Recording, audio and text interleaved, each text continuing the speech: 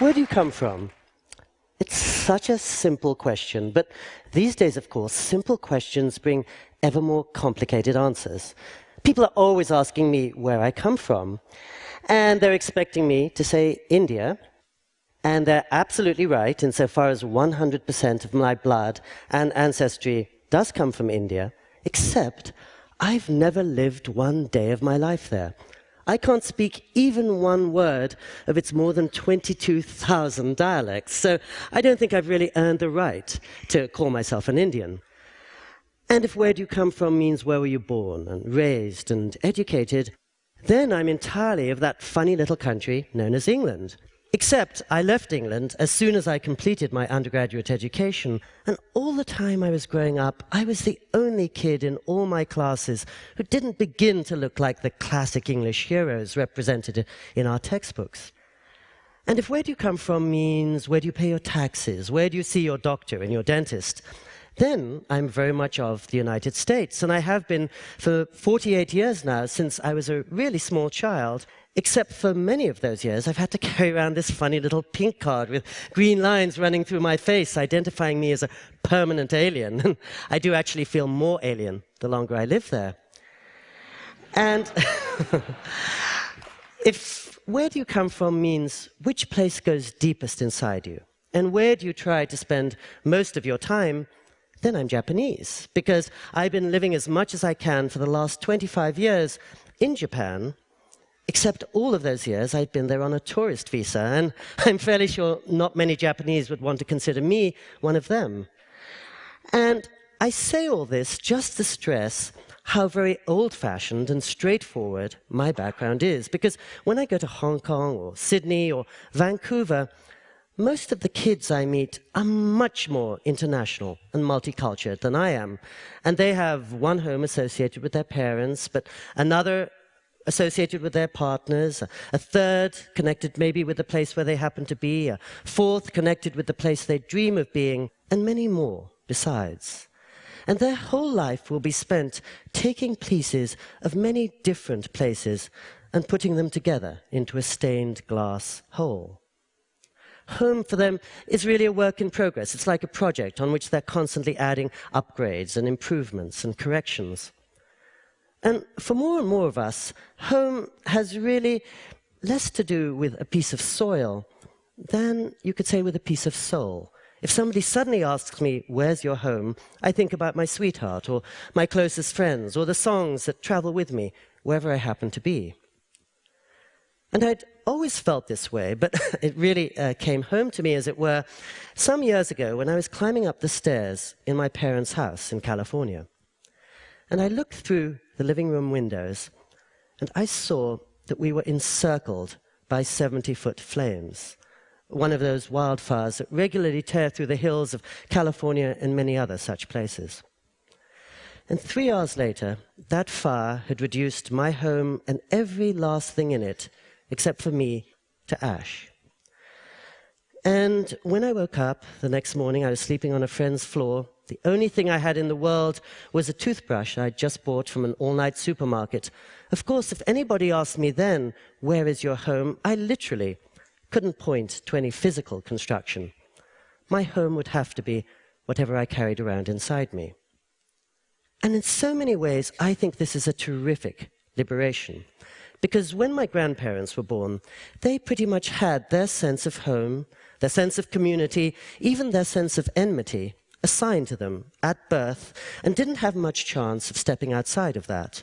And nowadays, at least some of us can choose our sense of home, create our sense of community, fashion our sense of self, and in so doing, maybe step a little beyond some of the black and white divisions of our grandparents' age. No coincidence that the president of the strongest nation on earth is half Kenyan, partly raised in Indonesia, has a Chinese-Canadian brother-in-law. The number of people living in countries not their own now comes to 220 million.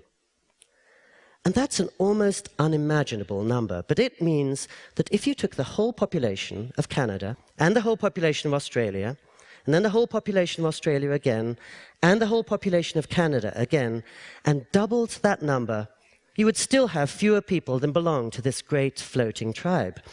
And the number of us who live outside the old nation-state categories is increasing so quickly, by 64 million just in the last 12 years, that soon there will be more of us than there are Americans.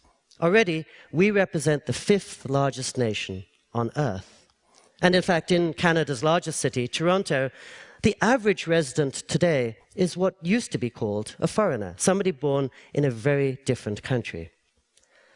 And I've always felt that the beauty of being surrounded by the foreign is that it slaps you awake. You can't take anything for granted.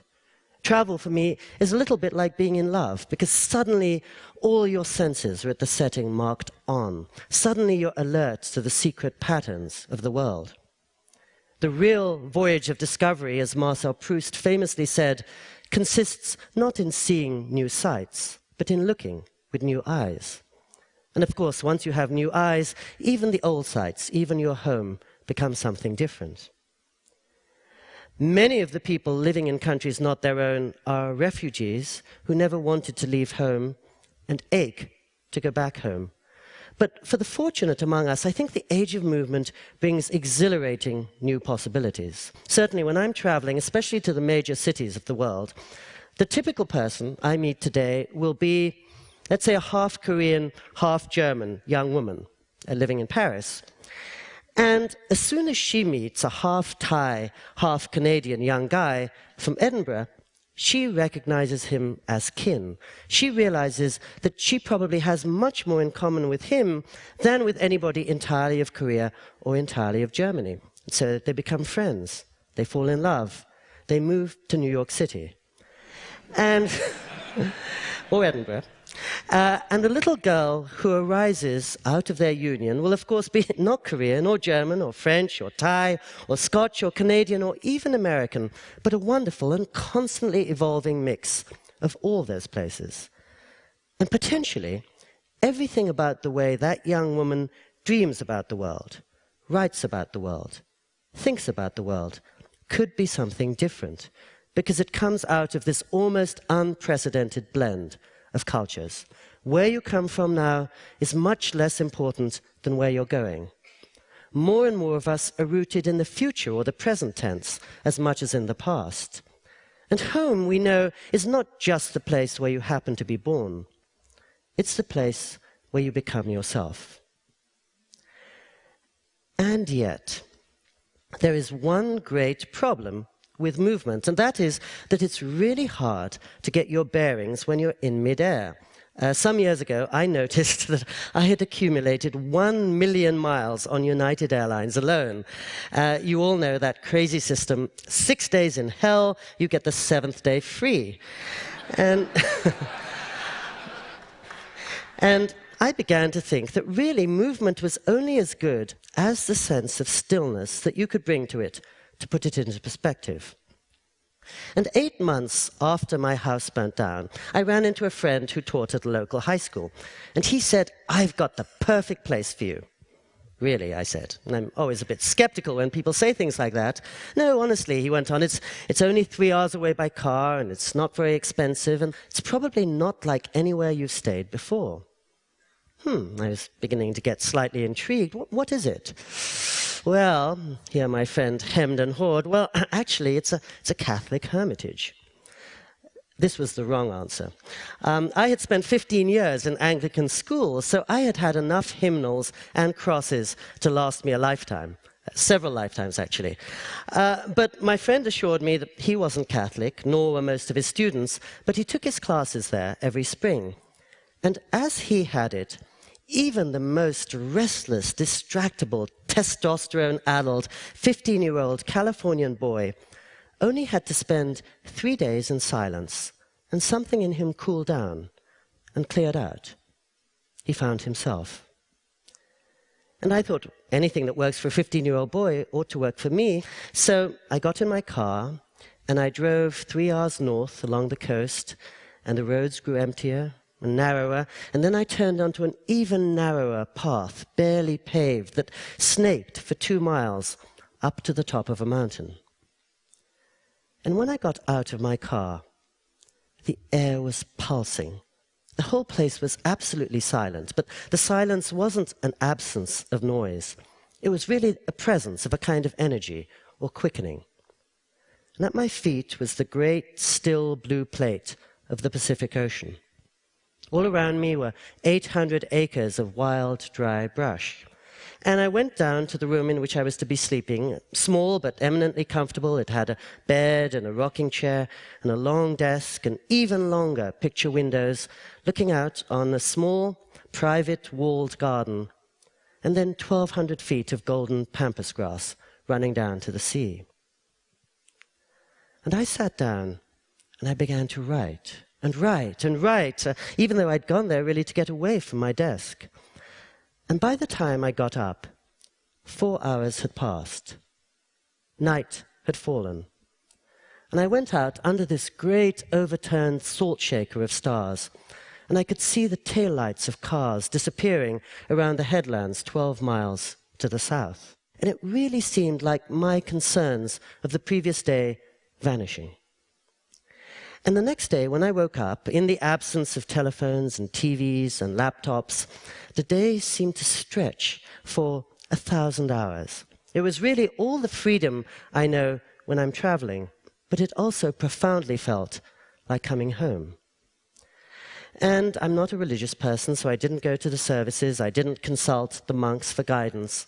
I just took walks along the monastery road and sent postcards to loved ones. I looked at the clouds, and I did what is hardest of all for me to do usually, which is nothing at all. And I started to go back to this place, and I noticed that I was doing my most important work there invisibly just by sitting still.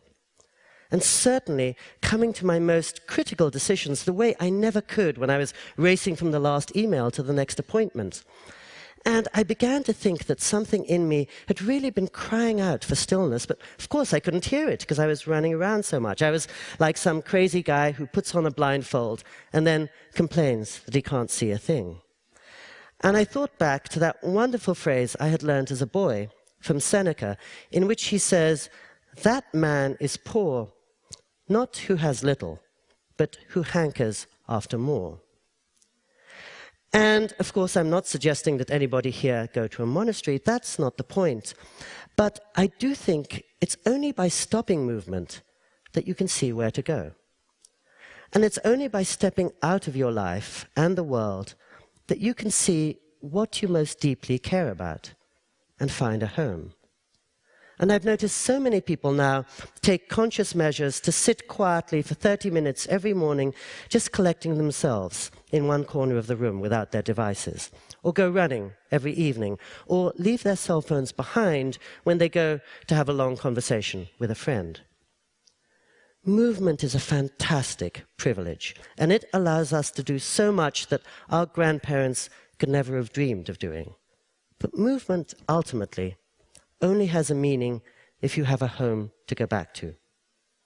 And home, in the end, is, of course, not just the place where you sleep. It's the place where you stand. Thank you.